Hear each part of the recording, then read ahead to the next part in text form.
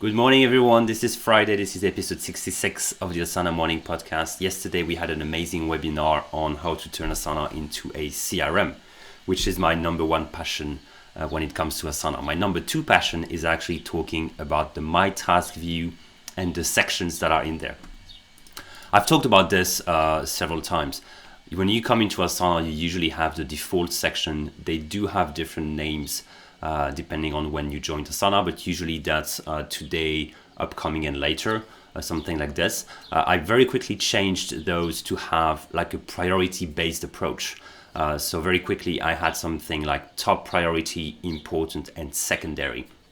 Because I think the due date on itself is only part of the picture. It's only part of what you can take into account to define a priority. And even the priority itself, like if you have a drop down with a priority, it's only part of the information as well. And that's why I recently changed again and I renamed my section Now, Soon, and Not Now. I don't know exactly if it's going to work. I think it maybe not be explicit enough. So now, soon, and not now.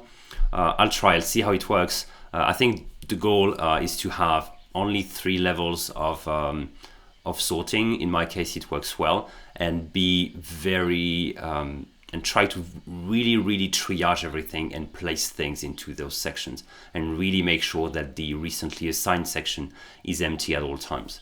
One thing I've done is I always put the recently assigned section below the top priority section, because usually the best practice, in my opinion, is to tackle your list from top to bottom.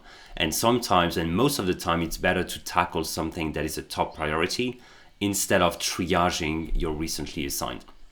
It's not entirely true, because you might actually have within recently assigned things that are very important and you might want to do them first.